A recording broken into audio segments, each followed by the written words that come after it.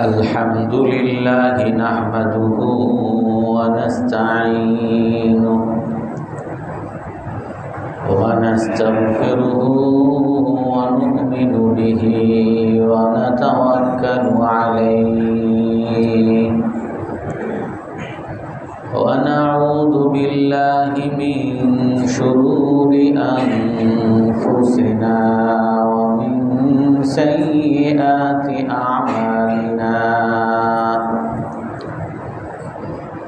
man yahdihillahu fala mudilla lahu wa man yudlilhu fala hadiya lahu wa nashhadu an la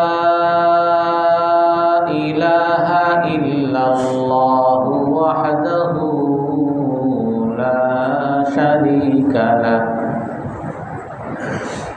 wa nashhadu anna sayyidana wa maulana Muhammadan abduhu wa rasuluhu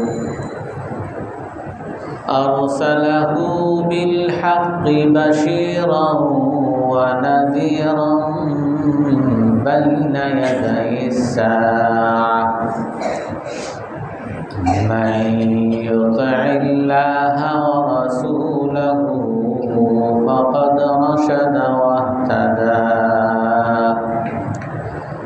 wa man ya'sihima faqad dhalla wa ghawa amma ba'd fa'a'udzu billahi minasy syaithanir rajim bismillahirrahmanirrahim wa yaquluna amanna billahi wa birrasuli wa ma unzila ilayhi minat tawrah innama kana qawlal mu'minina idza du'u ila Allahi wa rasulihi liyahkuma bainahum an yaqulu sami'na wa ata'na wa ulaika humul muflihun wa man yuti'illaha wa rasulahu wa yakhshallaha wa yattaqihi fa ulaika humul faizun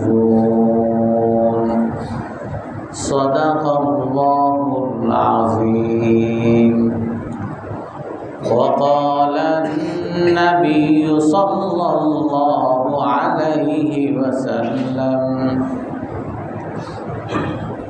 muru bil ma'rufi wanhaw 'anil munkar fa innal qauma idza ra'aw munkaran wa yaqdiruna 'ala an yughayyiru falam yughayyiru awshaka Allahu an ya'ummahum bil 'iqab أو كما قال عليه الصلاة والسلام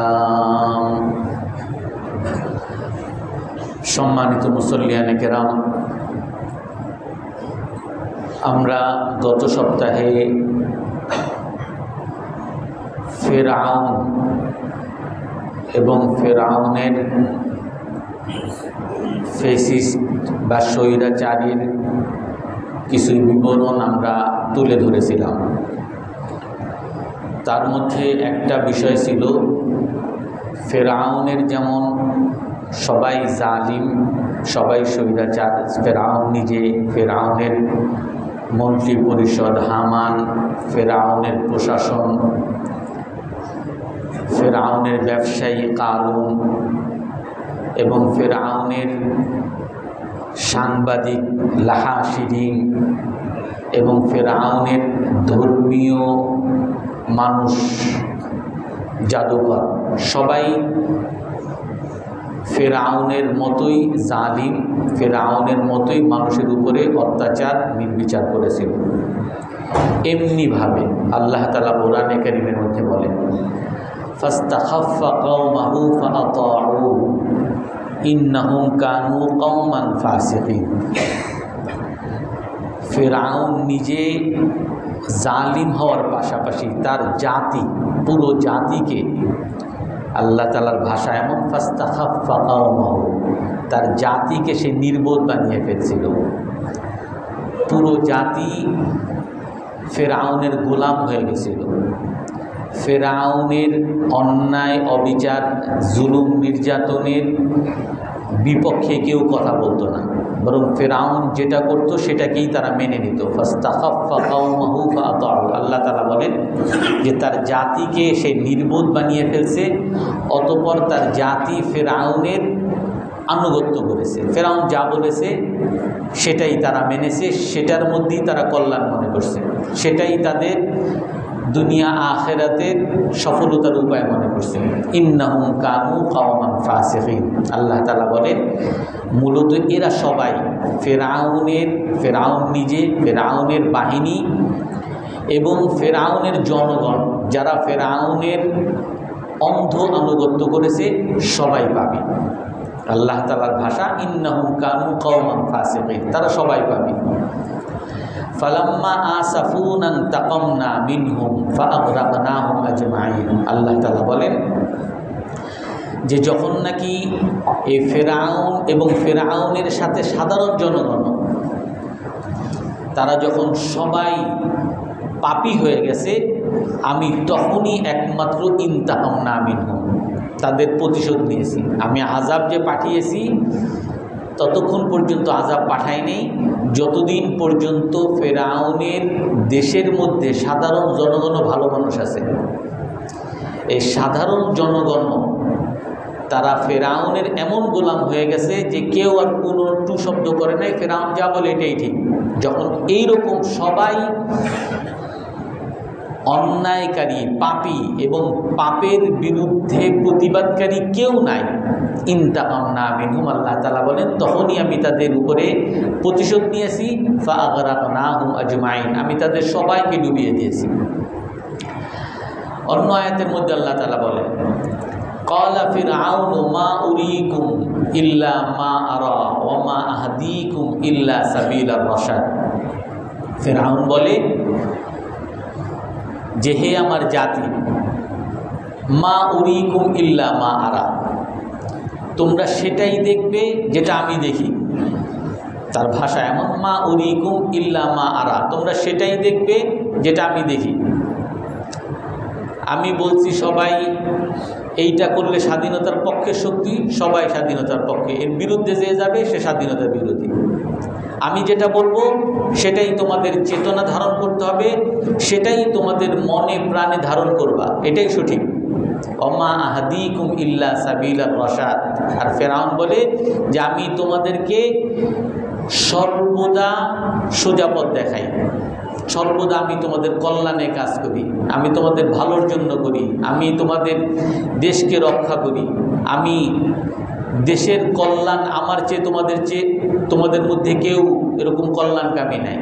অথচ এই ফেরাউনই তাদের দেশটাকে বিদেশের কাছে বিক্রি করে দেয়, সমস্ত সম্পদ বিদেশে পাচার করে দেয়, সমস্ত সম্পদ নিজে গিলে খেয়ে ফেলে। ফেরাউন কি বলে, মা উরীকুম ইল্লা মা আরা, আমি যা বলি, আমি যা দেখি, যেইটা আমি ভাবি এইটাই তোমরা ভাববা, এর বাইরে ভাবতে পারবা না। ওমা আহদীকুম ইল্লা সাবিলার রাশাদ, আর আমি তোমাদেরকে সঠিক পথ দেখাচ্ছি। আল্লাহ তাআলা অন্য আয়াতের মধ্যে বলেন, ইন্না ফিরআউনা আলা ফিল আরদি ওয়া জাআলা আহলাহা শিয়া'আন ইয়াস্তাদঈফু তা'iফাতাম মিনহুম ইউযাব্বিহু আবনাআহুম ওয়া ইস্তাহয়ী নিসাআহুম ইন্নাহু কানা মিনাল মুফসিদিন। وَنُرِيدُ أَن نَّمُنَّ عَلَى الَّذِينَ اسْتُضْعِفُوا فِي الْأَرْضِ وَنَجْعَلَهُمْ أَئِمَّةً وَنَجْعَلَهُمُ الْوَارِثِينَ। আল্লাহ তাআলা বলেন, ইন্না ফিরআউনা আলা ফিল আরদি, ফিরআউন জমিনে, তার দেশে সে সর্বোচ্চ হয়ে গেছে, স্বৈরাচারী হয়ে গেছে। সে যেটা বলে সেটাই সকলকে মানতে বাধ্য করতেছে। কিভাবে করতেছে আল্লাহ তাআলা বলেন, ওয়াজআলা আহলাহা শিয়া, তার জাতিকে সে বিভিন্ন দল উপদলে বিভক্ত করেছে। তার জাতি এক নাই, সবাই একসাথে দেশের জন্য কাজ করবে, দেশের উন্নতির জন্য কাজ করবে, এক নাই, তারা বিভিন্ন দল উপদলে বিভক্ত। আজকে সারা পৃথিবীতে গণতন্ত্রের নামে যেই রাষ্ট্র পরিচালনার যেই নীতি সারা পৃথিবীতে চালু হয়েছে, এটার মূলত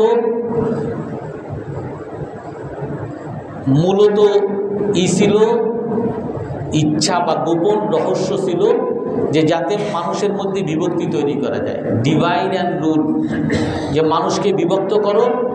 আমাদের দেশের যারা উপনিবেশ যারা করে গেছে, শাসন করে গেছে ব্রিটিশরা, ওই ব্রিটিশদের মূল থিওরির মধ্যে একটা থিওরি ছিল ডিভাইড অ্যান্ড রুল, মানুষকে বিভক্ত করো আর তাদেরকে শাসন করো, শোষণ করো। এই ইন্ডিয়া মহাদেশের মধ্যে মানুষকে একসময় তারা মুসলমান হিন্দু এর মধ্যে বিভক্ত করছে। এই ইন্ডিয়ার মধ্যে একসময় বাংলাদেশি পাকিস্তানি বিভক্ত করছে। এই ইন্ডিয়া মহাদেশেই একসময় উচ্চ জাতের হিন্দু, নিম্ন জাতের হিন্দু বিভক্ত করছে। এই বাংলাদেশের মধ্যেই অনেক সময় যারা কাপড় বুনায় তাদেরকে একদল ঝোলা, আপনারা বিশেষ করে যারা সিরাজগঞ্জের আছেন তারা জানবেন, ঝোলা যারা কাপড় বুনায় আর যারা কৃষিকাজ করে তাদেরকে বলে পা ফাটা, অর্থাৎ দুই দল, এক দল আরেক দলের মধ্যে কখনো বিয়ে শাদিও হয় না। আমাদের দেশের মধ্যে আমরা জানি নোয়াখালী, বরিশাল, বিভিন্ন দেশ, অর্থাৎ এই বিভক্ত করা, এগুলা মূল থিওরি হলো গণতন্ত্র থেকে আসছে। কারণ গণতন্ত্রের মূল হলো যে একটা সরকারি দল থাকবে আর একটা বিরোধী দল থাকবে, থাকতেই হবে, এছাড়া কখনো গণতন্ত্র হয় না। অথচ রাসূলুল্লাহ সাল্লাল্লাহু আলাইহি ওয়াসাল্লামের এর পরবর্তী খেলাফতের যুগগুলোতে ওমর রাদিয়াল্লাহু তাআলা খলিফা হয়েছে, সবাই আমাদের আমির ওমর রাদিয়াল্লাহু তাআলা, কোনো বিরোধী আলাদা একটা বিরোধী দল দাঁড়ায় নাই যে ওমর রাদিয়াল্লাহু তাআলার বিরোধী আমরা, যা করবে তার বিরোধিতা আমরা করব। বরং সেই সময় ওই মুসলমানের মধ্যেই তাদের মধ্যে ইসলামী চেতনা ছিল। ইসলামী চেতনা কি? ইসলামী চেতনা হলো লা তাকুনু ইম্মা।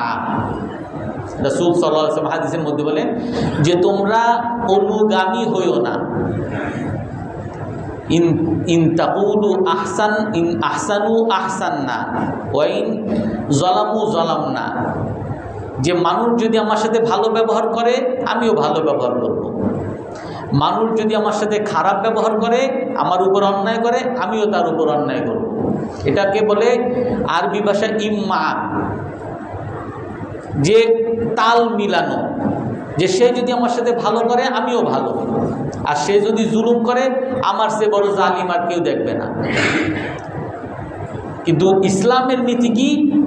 ওয়ালাকিন ওয়াক্তিনু আনফুসাকুম ইন আহসানু ফা আহসাননা ওয়া ইন আসাউ ফা আহসাননা, যে তোমরা নিজেদেরকে এমনভাবে গড়ো যে মানুষ আমার সাথে ভালো ব্যবহার করবে, আমি তার সাথে ভালো ব্যবহার করব।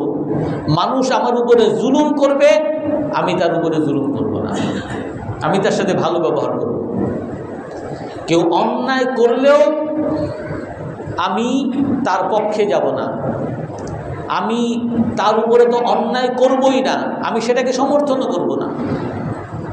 ওমর রাদিয়াল্লাহু তাআলা আনহুর ব্যাপারে এক সাহাবীর একটু সন্দেহ লাগছে। ওমর রাদিয়াল্লাহু তাআলা আনহু খুতবা দিতে উঠছেন, দাঁড়িয়ে সোজা দাঁড়িয়ে গেছেন, হে আমিরুল মুমিনিন, আপনার খুতবা শোনার আগে একটা ব্যাখ্যা চাই। কি ব্যাখ্যা? যে আপনি আমাদের সবাইকে জামা দিছেন, কাপড় দিছেন, যেই কাপড় দিছেন ওই কাপড় দিয়ে আমাদের একটা জামা হইতে জামা হয়েছে, না হয় পায়জামা হয়েছে।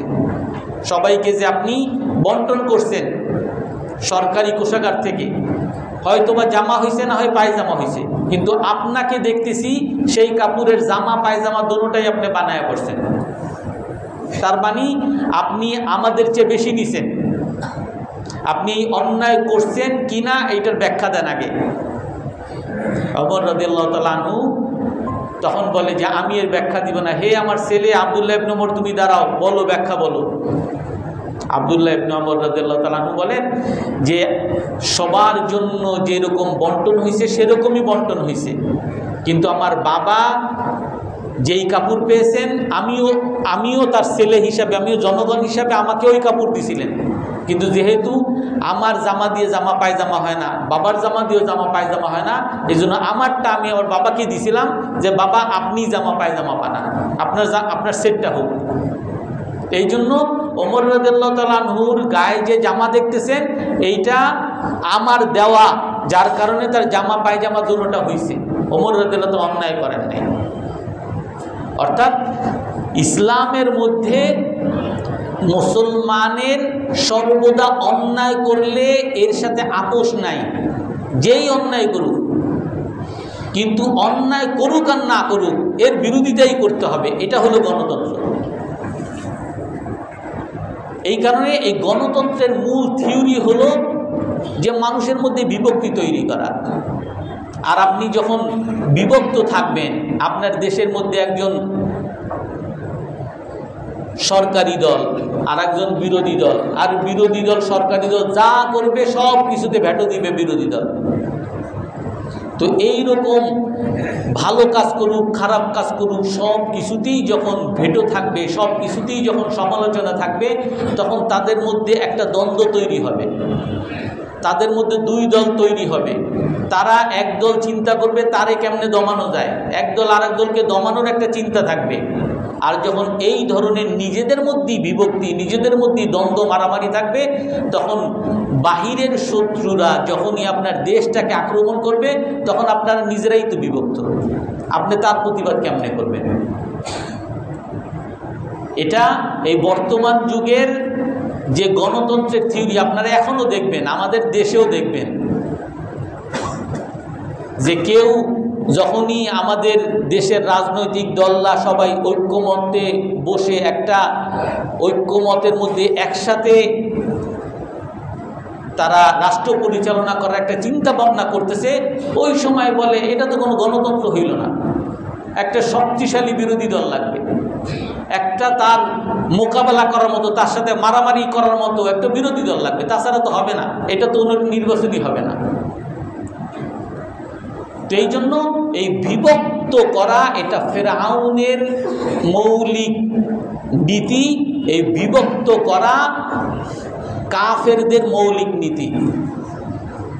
আল্লাহ তাআলা বলেন ইন্না ফিরআউনা আলা ফিল আরদি ওয়া জাআলা আহলাহা শিয়াআন ইয়াস্তাদঈফু তাঈফাতাম মিনহুম ইউযাব্বিহু আবনাআহুম ওয়া ইস্তাহয়ী নিসাআহুম। আল্লাহ তাআলা বলেন ফিরআউন স্বৈরাচারী হয়েছে, ওয়া জাআলা আহলাহা শিয়াআন, তার জাতিকে সে বিভক্ত করেছে, ইয়াস্তাদঈফু তাঈফাতাম মিনহুম, তার জাতিকে সে দুর্বল বানিয়ে রাখছে। জাতির মধ্যে ফেরাউনের মুখের উপরে কথা বলার মতো কারো ক্ষমতা নাই, ফেরাউনের কোনো কাজের প্রতিবাদ করবে এই কথা বলার কোনো ক্ষমতা নাই, ফেরাউনের কোনো কাজের মধ্যে অন্য কোনো চিন্তা করবে এই ক্ষমতা কারো নাই। ফেরাউনের যেই চেতনা, যেই চিন্তা ভাবনা, এই চিন্তা ভাবনাই সবাইকে ধারণ করতে হবে, এর বিরুদ্ধে যেই যাবে ইউযাব্বিহু আবনাআহুম, তাদেরকে জবাই করে দিবে। আল্লাহ তাআলা বলেন ইউযাব্বিহু আবনাআহুম, তাদের পুরুষদেরকে ফিরআউন জবাই করে দিত, ওয়া ইস্তাহি নিসাআহুম, আর নারীদেরকে শুধু তারা জীবিত রাখত। ইন্নাহু কানা মিনাল মুফসিদিন, ফিরআউন বড় সন্ত্রাসীর মধ্যে একজন ছিল। ফিরআউনের এই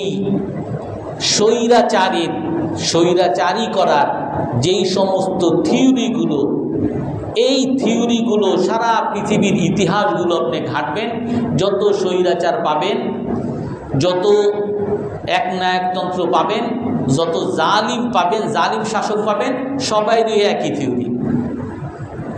সবাইকে বিভক্ত করা আর তাদেরকে জবাই করা, অর্থাৎ তাদের উপরে জুলুমের চূড়ান্ত সীমা তাদের উপরে চালানো, তাদেরকে দুর্বল বানিয়ে রাখা। কেউ কোনো কথা বলার মতো কোনো ক্ষমতা জানে না, কোনো শক্তি না থাকে। আপনারা অনেকেই জানেন আমেরিকার যিনি প্রেসিডেন্ট, তাদের দেশে গণতন্ত্র আছে। সে প্রথমেই যখন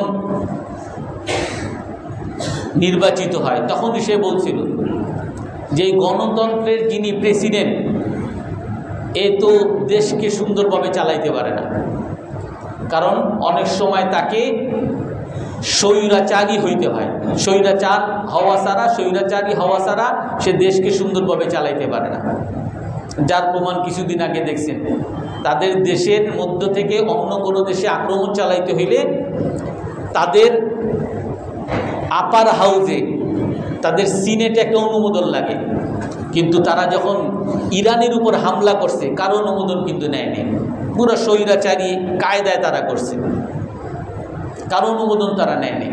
কিন্তু তারা আবার এই সকল নীতি, যে সংসদের অনুমতি নিতে হবে, সিনেটের অনুমতি নিতে হবে, এইগুলো না করলে এইটা হবে, বিভিন্ন দেশ যেইগুলোতে তারা শোষণ চালাইতে চায়, এই সব দেশের গণতন্ত্রের মধ্যে এগুলো মৌলিক বিষয় হিসেবে ধারণ করে দেবে যে আপনি ক্ষমতা পাইছেন ঠিক আছে, কিন্তু বিদেশের কথাবার্তা স্যার আপনি চলতে পারবেন না।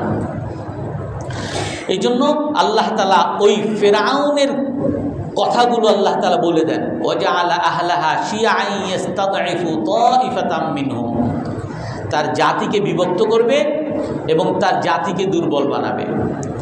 আমরা যদি আমাদের নিজস্বভাবে দেখি, আমরা আমাদের ইসলামিক দিক থেকে দেখি, আমাদের ফিলিস্তিনে ইসরায়েল অন্যায়ভাবে, এই ফিলিস্তিনটা কিন্তু পুরা দেশটা, ইসরায়েলও যেখানে আছে এই পুরাটাই কিন্তু ফিলিস্তিনের। তারা, তাদের কোনো দেশ নাই, থাকার জায়গা নাই, শরণার্থী। তারা ফিলিস্তিনে আসছিল 1945 সনের আগে, 1917 সন থেকে আসছে যে আমাদের কোনো ঘর বাড়ি, একটু থাকার জায়গা দেন। মুসলমানরা তো হিন্দু, বৌদ্ধ, খ্রিস্টান, ইহুদি, যে ধর্মেরই হোক, মানবতাবাদী ধর্ম হলো ইসলাম। ইসলামের নিয়মই হলো যে কোনো অসহায় মানুষকে তুমি সহযোগিতা করো। তো যার কারণে তারা সহযোগিতা করছে, খাবার দাবার দিছে, থাকার জায়গা দিছে। আর এই থাকার জায়গা তারা নিয়ে তারা আস্তে আস্তে একটা জায়গায় তারা সবাই একতাবদ্ধ হয়েছে, জমি কিনে কিনে একটা জায়গায় একতাবদ্ধ হয়েছে। পরে তারা হামলা করে আরেকটা জায়গা দখল করছে, আবার হামলা করে আরেকটা জায়গা দখল করছে। এইভাবে 1945 সন পর্যন্ত এই ইসরায়েলিরা যারা ফিলিস্তিনে ছিল, তারা একটা সময় ডাকাত বাহিনী হিসেবে পরিচিত হয়ে গেছে।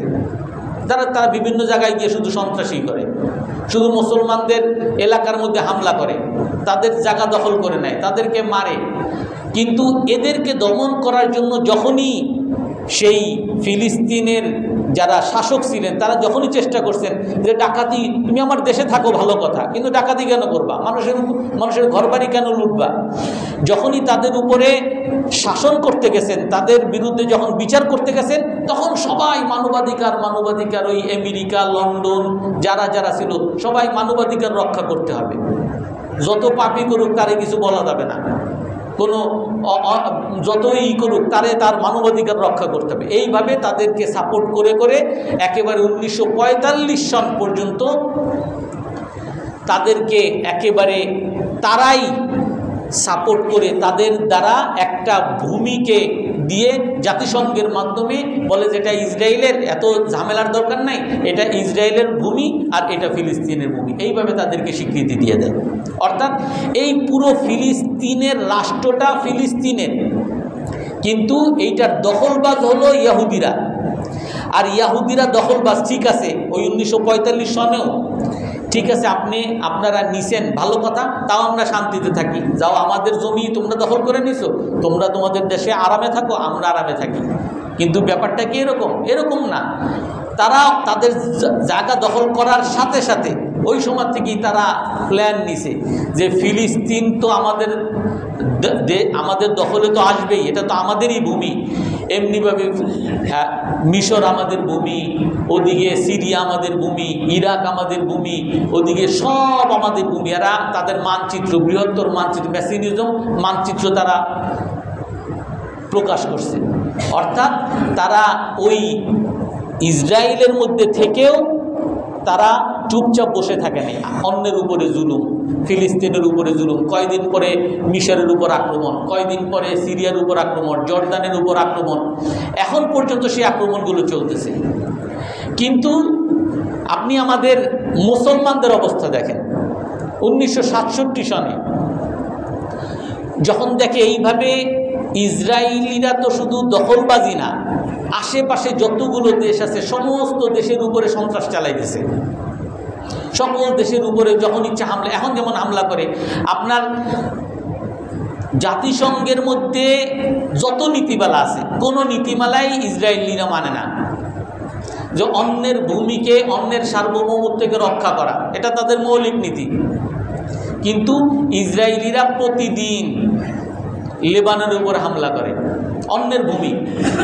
ইসরায়েলিরা প্রতিদিন সিরিয়ার উপর হামলা করে, ইসরায়েলিরা প্রতিদিন ইয়ামানের উপর হামলা করে, ইসরায়েলিরা ইরানের উপর হামলা করে, মিশরের উপর হামলা করে, জর্দানের উপর হামলা করে। অথচ এইগুলোর ব্যাপারে কোনো সময় দেখবেন না জাতিসংঘ থেকে তাদের জন্য কোনো নিন্দা প্রস্তাব পাশ হয়েছে। কোনো সময় দেখবেন না যে তারা জাতিসংঘের যত নীতিমালা, যে আণবিক বোমা কেউ তৈরি করতে পারবে না, আণবিক বোমা তৈরি হয় এমন ইউরেনিয়াম কেউ তৈরি করতে পারবে না, এটা সবার সাথে চুক্তি। এবং জাতিসংঘ থেকে গিয়ে দেখে কোন দেশে ইউরেনিয়াম বেশি তৈরি করে ফেলছে, আণবিক বোমা তৈরি করে ফেলে কিনা, অ্যাটম বোমা তৈরি করে ফেলে কিনা। কিন্তু ইসরায়েলিরা তারা বলে যে আমাদের এখানে আপনারা ভিজিটই করতে, পর্যবেক্ষণই করতে পারবেন, আসতেই পারবেন না, এগুলো নিয়ে কোনো কথাও নেই। অর্থাৎ এই ইসরায়েলিরা দখলবাজ, ইসরায়েলিরা সন্ত্রাসী, ইসরায়েলিরা অন্যের ঘুম হারামকারী, কিন্তু ইসরায়েলির বিরুদ্ধে কোনো কথা শুনবেন না। এর বিপরীতে মুসলমানদের কি অবস্থা? একজন লেখক লিখছেন, মুসলমানদের অবস্থা হইল যে আমি যেটা বলছিলাম 1967 সনে তখন সমস্ত মুসলমান দেশগুলো একত্র হয়েছে যে আমরা এইভাবে আর কতদিন আমাদের উপরে হামলা চালায় যাবে, আসো আমরা সবাই একত্র হয়ে ইসরায়েলকে একটা শিক্ষা দেই। তখন এই সৌদি আরব, মিশর, জর্দান বা যতগুলো আশেপাশে মুসলিম দেশগুলো আছে, আরব দেশগুলো সবাই একত্র হয়ে ইসরায়েলের বিরুদ্ধে যুদ্ধ করে। কিন্তু সেই যুদ্ধ শুরু হওয়ার মাত্রই মূল ওইখানে ছিল ইসরায়েলের পাশে হলো মিশর, মিশরের তখন প্রেসিডেন্ট ছিল জামাল আব্দুল নাসের। এই জামাল আব্দুল নাসেরের স্ত্রী ছিল এক ইহুদি। যেদিন কি হয়েছে যে আগামীকাল হামলা করব, ওই দিনই রাতে ওই ইহুদি জানিয়ে দিছে যে আগামীকাল হামলা করবে। ওই দিনই ইসরায়েলের বিমান বাহিনী এসে মিশরের 250 বিমান ঘাঁটিতে এসে হামলা করে সব চূর্ণ বিচূর্ণ করে দেয়। আর যখন চূর্ণ বিচূর্ণ করে দেয়, যেমন কিছুদিন আগে ইরানের উপর হামলা করছিল, সমস্ত বড় বড় নেতাদেরকে হামলা করছে, ওই যখন মিশরের উপর হামলা করে তখন মিশরের তো পুরা প্রতিরক্ষা ভেঙে যায়। আর মিশর এত বড় শক্তিশালী দেশ, এরা যখন মনোবল ভেঙে যায় আশেপাশে সমস্ত দেশগুলো তখন মনোবল ভেঙে যায়। আর যার কারণে তখন ওই ইসরায়েলিরা শুধু আক্রমণই করে নাই, তখন ফিলিস্তিনের মিশরের অর্ধেক ভূমি, সায়না একটা ভূমি আছে, বিরাট জায়গা, আমাদের বাংলাদেশের মতো জায়গা প্রায়, আমি সেখানে গেছি, সেই জায়গাটা তারা দখল করে নেয়। ওদিকে গোলান মালভূমি, সিরিয়ার বিরাট একটা অংশ দখল করে নেয়, জর্দানের বিরাট অংশ দখল করে নেয়, ও লেবাননের বিরাট অংশ দখল করে নেয়, অর্থাৎ আশেপাশে বিভিন্ন দেশ থেকে তারা দখল করে নেয়। এই দখল করার পরে আরবদের মধ্যে, মুসলমানদের মধ্যে এমন একটা ভয় তৈরি হয়েছে যে ইসরায়েলের সাথে আর পারা সম্ভব না, যার কারণে সবাই আপোষে আপোষে চলে। ইসরায়েলে যা বলে তাই তারা শুনে শুনে এমনি এমনি যায়। যার কারণে একজন লেখক বলছেন যে একটা গল্প দিয়ে আরবদের বা মুসলমানদের অবস্থা বুঝাইছেন। এক বাঘ, সে 3টা গরু দেখছে, 3টা গরু এক জায়গায় বিচরণ করতেছিল, সেই গরুগুলা খাবে, কিন্তু এই গরুর উপর যদি আক্রমণ করে তো 3টা মহিষ যদি একসাথে প্রতিরোধ করে তো বাঘ তার ধারে কাছে যাইতে পারবে না। আপনারা অনেকেই ইউটিউবে দেখবেন ভিডিও, এরকম গরুর উপর আক্রমণ করে সমস্ত গরুগুলো প্রতিরোধ করে, তখন ওই বাঘের পাল পুরা ভেঙে চলে যায়। তো এরকম বাঘ চিন্তা করতেছে 3 জনকে তো একসাথে আক্রমণ করে খাওয়া সম্ভব না, তো কি করব? প্রথমে একটা লাল গরু তারে ধরছে যে দেখো আমি তো আক্রমণ করব, যদি তুমি আমার পক্ষে থাকো তাহলে তোমার উপর আক্রমণ করব না, তুমি যদি কোনো কথাবার্তা না বলো তাহলে তোমার উপর আক্রমণ করব না। আর সাদা গরুরে বলছে যে আমি আক্রমণ করব, আমি এই হলুদ গরুটারে খাবো, তোমরা যদি ঝামেলা করো তোমাদেরকেও খাবো, আর যদি তোমরা চুপচাপ থাকো আমি তোমাদের উপর আক্রমণ করব না।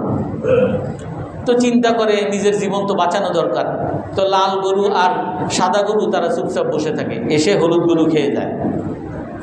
পরের বার লাল গরুরে ধরছে যে দেখো আমি এবার হলুদ গরু সাদা গরুরে খাবো, তুমি যদি কিছু বলো তাহলে তোমারও কিন্তু আক্রমণ করবো, আর যদি তুমি চুপচাপ থাকো তোমার সাথে কোনো ঝামেলা নেই। তো এই চুপচাপ রয়েছে, সাদা গরু খেয়ে ফেলছে। পরের বার লাল গরুর সাথে আর আপোষ করার দরকার নেই, লাল গরু খেয়ে ফেলছে। কারণ আমাদের হয়েছে এমন অবস্থা যে আরব দেশগুলোকে বলছে তোমরা চুপচাপ থাকো, তাহলে তোমাদের সাথে আমার কোনো ঝামেলা নেই, ফিলিস্তিনে মারতে আছে, আর তারা সবাই চুপচাপ।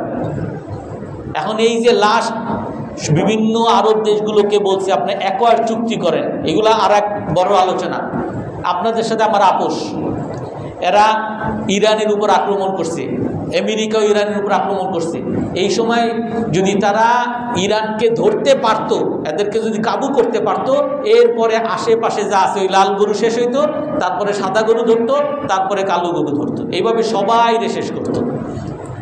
এই জন্য এটা হলো মূল থিওরি, সমস্ত জালিমদের মূল থিওরি। ওয়াজআলা আহলাহা শিয়াআন ইস্তাদঈফু তাইফাতাম মিনহুম। এই ফেরাউন স্বৈরাচার হয়েছে কারণ তার জনগণকে বিভক্ত করেছে।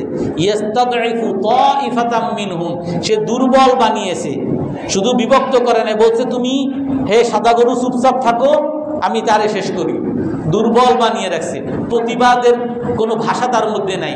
ইউদাব্বিহু আবনাহুম, দেখে একজনের জবাই করে, এ আর কি বলবে, চুপচাপ থাকে। দুর্বল বানিয়ে রাখছে, আতঙ্কিত আতঙ্কগ্রস্ত বানিয়ে রাখছে। হাদিসে পাকের মধ্যে রাসূলুল্লাহ সাল্লাল্লাহু আলাইহি সাল্লাম আরো স্পষ্ট করে বলেন, মুরু বিল মারুফি ওয়ানহাউ আনিল মুনকার। মুসলমানের অন্যতম একটা ফরজ, কোন কোন আলেম বলেন যে 5টা রোকন, 5টা রোকনের সাথে 6ষ্ঠতম রোকন। 5 রোকন তো আমরা জানি, নামাজ, তাওহীদ, লা ইলাহা ইল্লাল্লাহ মুহাম্মাদুর রাসূলুল্লাহ, কালিমা, নামাজ, রোজা, হজ, যাকাত, এই 5টা স্তম্ভ। এই 5টা ইসলামের মৌলিক স্তম্ভ। 6ষ্ঠ স্তম্ভ হলো ভালো কাজের আদেশ করা, খারাপ কাজের নিষেধ করা। ওয়াল আসরি ইন্নাল ইনসানা লাফি খুসর, সকল মানুষ ক্ষতির মধ্যে। ক্ষতি থেকে বাঁচতে হলে ইল্লাল্লাযীনা আমানু, ঈমান, ও আমিলুস সালিহাত, ভালো কাজ, এই 5টা স্তম্ভ। ওয়া তাওয়াসাউ বিল হক, ভালো কাজের আদেশ করতে হবে। ওয়া তাওয়াসাউ বিস সবর, এবং ভালো কাজের আদেশ করতে গেলে অবশ্যই অনেক প্রতিকূল অবস্থা আসবে, জুলুম নির্যাতনের সম্মুখীন হতে হবে, এর উপরে ধৈর্য ধারণ করার দাওয়াত দিতে হবে। এই ভালো কাজের আদেশ, অসৎ কাজের নিষেধ, দাওয়াতের কাজ, এটা ইসলামের 6ষ্ঠ স্তম্ভ।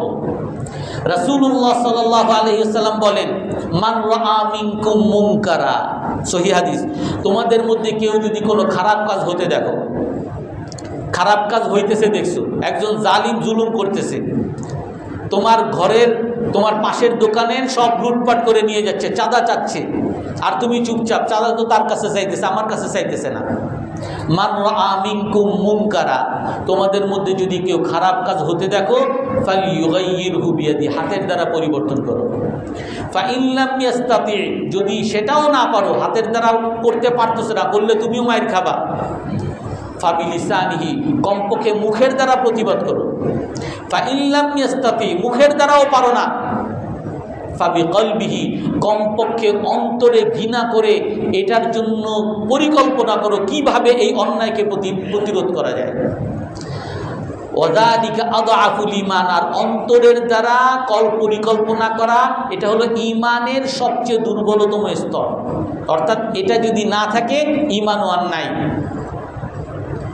কারণ এই অন্তর দ্বারাও যদি এই খারাপ কাজের প্রতিবাদের পরিকল্পনা না থাকে, তো তখন হলো আপনি ওই খারাপ কাজটাকে মেনে নিছেন, খারাপ কাজটাকে সহ্য করে নিছেন, আপনি দেখতেছেন জুলুম হইতেছে, এই জুলুমটাকে আপনি ভালো বলতেছেন। রাসূল এটাও হাদিসের মধ্যে বলেন, কাইফা বিকুম ইযা রাআইতুমুল নাসা লা ইয়ানহাউনা আনিল মুনকার, যে তোমাদের তখন কেমন হবে, তোমাদের ওই সময় কেমন হবে যখন তোমরা দেখবা কেউ অন্যায়ের প্রতিবাদ করে না। সাহাবায়ে কেরাম জিজ্ঞাসা করেন, আওয়াকাইনু মিন যালিক, হে আল্লাহর রাসূল, মুসলমান আর অন্যায় দেখবে, এটার প্রতিবাদ করবে না? রাসূল বলেন, ওয়া আশাদ্দু মিনহু সায়াকুন, এর চেয়ে আরো ভয়ানক অবস্থা হবে। যে ভয়ানক অবস্থা কি? ইযা রাআইতুম আল মুনকারা মারুফা, ইযা রাআইতুমুন নাসা ইয়ামুরুনা বিল মুনকার ওয়া ইয়ানহাউনা আনিল মারুফ, এর চেয়েও ভয়ঙ্কর কি? মানুষকে দেখবা তারা খারাপ কাজের আদেশ করতেছে, বলে মদ খাও, গাঁজা খাও, তাহলে আরাম পাইবা, অশ্লীল পোশাক পরো, তাইলে তোমার মডার্ন হবা, অসভ্য পোশাক পরো, তাহলে তুমি মডার্ন হবা, স্বাধীনতা ফিরবে তোমার, তুমি স্বাধীনতা চাও, অশ্লীল পোশাক পরো। খারাপ কাজের আদেশ করা হবে। যে ঘুষ ছাড়া তো এই যুগে কেউ বড় কে আছে ঘুষ খায় না? যে ঘুষ খায় না এ তো চাকরিজীবী না, যে সুদ নিয়ে ব্যবসা করে না এ তো ব্যবসায়ী না। খারাপ কাজের আদেশ করবে আর ভালো কাজের নিষেধ করবে। এই মোল্লাদের আর কোনো কাম নেই, মসজিদে বসে থাকে, এই দাড়ি টুপি রাখে, এইগুলো হলো সব সন্ত্রাসী উগ্রপন্থীদের কাজ। আমরা হলাম মডার্ন মুসলমান, এরা হলো উগ্রপন্থী, চরমপন্থী, এরা হলো মৌলবাদী, গোড়াবাদী। ভালো কাজকে খারাপ বলবে আর খারাপ কাজকে সে ভালো বলবে, আদেশ করবে, এইরকম একটা অবস্থা হবে। সাহাবায়ে কেরাম বলেন, আওয়াকাইনুম মিন যালিক, হে আল্লাহর রাসূল, এমনও কি হবে? বলে শুধু এমন হবে না, বাল আসাদ্দু মিনহু সায়াকুন, এর চেয়ে আরো কঠিন অবস্থা হবে। এর চার কঠিন কি হে আল্লাহর রাসূল? ইযা রাআইতুমুল মুনকারা মারুফা ওয়া রাআইতুমুল মারুফা মুনকারা, এর চেয়েও খারাপ হলো সাধারণ মানুষ সবাই ভালো কাজকে খারাপ মনে করবে, খারাপ কাজকে ভালো মনে করবে। দাড়ি কাটারে সবাই মনে করবে এইটাই ভালো, বোরকা না পরারে মনে করবে এইটাই, যে বোরকা পরছে এ তো উগ্র হয়ে গেছে, জঙ্গি হয়ে গেছে, যে নামাজ পড়ছে আর কোনো কাজ নাই এ নামাজি হয়ে গেছে, এ তো মোল্লা মৌলবী হয়ে আমার বন্ধুদের লিস্টের মধ্যে নাই, ও বেশি হুজুর হয়ে গেছে, এ ঘুষ নেয় না, এর সাথে আপোষ এর সাথে হবে না, এর সাথে চাকরি করলে আমরাও ফকির হওয়া লাগবে, এরে আর এক দেশে পাঠানোর ব্যবস্থা করো, একটা ট্রান্সফারের ব্যবস্থা করো। এ সুদ খায় না, এর সাথে আলাপ করে লাভ নাই, এ সিনেমা দেখে না, এরা আমাদের ঘরের থেকে বিদায় করো। বরং এখন বর্তমানে এমন অনেক বাসার খবর আমি শুনি যে বাবা বলে যে এই নাচ গান সিনেমা দেখো না, এই জন্য বাবারে বয়কট করে ফেলেছে। এই বাবা ঝামেলা করে, এই বাবা সে নামাজের জন্য ডাকে, ফজরের সময় আমরা কেউ ঘুমাইতে পারি না, এই বাবার জন্য ঘুমাইতে পারি না, এই বাবারে চাই না। এখন এমন অবস্থা হয়েছে যে মানুষ খারাপ জিনিসটাকে ভালো জিনিস মনে করে। ওই ফেরাউন তার জাতিকে, তার মন মগজ এমন বানিয়ে ফেলবে, ইয়াস্তাদঈফু তাইফাতাম মিনহুম, ফেরাউন যেটাকে ভালো বলে সবাই সেটাকে ভালো বলবে, ফেরাউন যেটাকে খারাপ বলবে সবাই সেটাকে খারাপ বলবে। এই কিছুদিন আগেও আমাদের দেশে দেখতাম একজন মানুষ, সবাই প্রায় স্বাধীনতার পক্ষের শক্তি, মুক্তিযুদ্ধের পক্ষের শক্তি, স্বাধীনতা বিরোধী, পাকিস্তানপন্থী, অমুক তমুক কত কিছু, আর এখন এইসব কোনো আওয়াজই শুনি না, কোনো কথাবার্তাই শুনি না। অর্থাৎ আমি যেটা ভাবি সেইটা তোমাকে ভাবতে হবে, আমি যেটাকে ভালো বলি সেটাকে তোমার ভালো বলতে হবে, আমি যেটাকে খারাপ বলি সেটাকে তোমার খারাপ বলতে হবে। ফিরআউনের স্বৈরাচারের সংজ্ঞা এটা। ইন্না ফিরআউনা আলা ফিল আরদি ওয়া জাআলা আহলাহা শিয়া'আন ইস্তাদঈফু তাইফাতাম মিনহুম।